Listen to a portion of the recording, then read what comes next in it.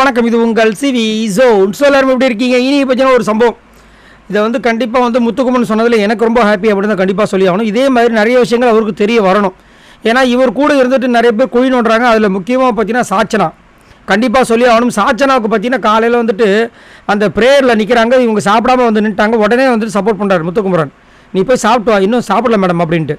So அவ்வளோ அன்பாக இருக்கார். அதே மாதிரி அன்றைக்கி அழுகும் போதும் சாச்சனா கூட இருந்தார். ஆனால் இன்றைக்கி அந்த மேனேஜ்மெண்ட் ஸ்டாஃப் எல்லாருமே சேர்ந்து முத்துக்குமரனை ஃபஸ்ட்டாக தேர்ந்தெடுத்ததுக்கு பார்த்தீங்கன்னா அவனுக்கு எப்படி ஃபஸ்ட்டு அவனுக்கு கிடைக்கும் அப்படின்னு சொல்லிட்டு விஜய் விஷால் கிட்ட சொல்லி டென்ஷன் ஆகுறாங்க, கடுப்பாக வராங்க. இந்த மாதிரி பொண்ணை வந்து தன்னோட தங்கச்சியாக வந்து இவர் நினச்சிக்கிட்டு இவரும் வந்து சப்போர்ட் பண்ணிகிட்ருக்காரு.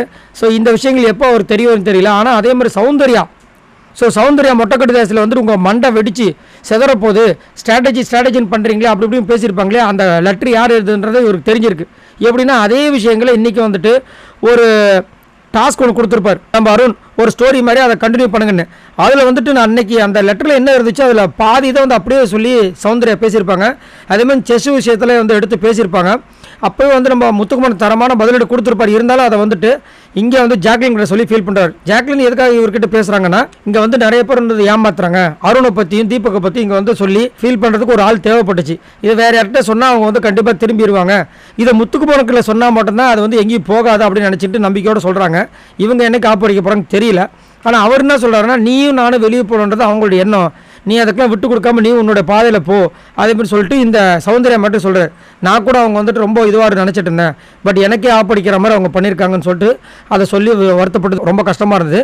அதே மாதிரி இவர் கூட இருக்கிற விஜய் விஷாலாக இருந்தாலும் சரி, சத்யா, இப்போ புதுசாக ராணவ், இவங்க எல்லாருமே வந்து இவர் ஃபஸ்ட்டில் வந்ததில் வந்துட்டு யாருக்குமே விருப்பமே இல்லை. ஸோ அதை எப்போ அவர் புரிஞ்சுக்க போகிறேன்னு தெரியல.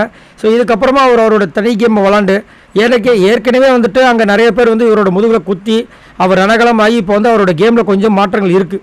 யாரையும் நம்புறது கிடையாது. பட் இருந்தாலும் எல்லாரையுமே நம்பக்கூடாதுன்ற என்னோட கருத்து. யாரையும் நம்பாமல் இவரோட தனியான ஒரு கேமை கொடுத்துட்டு சூப்பராக ப்ளே பண்ணால் இன்னும் சூப்பராக இருக்கும். சரி, நீங்கள் யாருக்கெல்லாம் முத்துக்குமரனுக்கு சப்போர்ட் பண்ணுவீங்க அப்படின்றத மறக்காமல் கமெண்ட்ஸ் பண்ணுங்கள். பாய் நண்பர்களே.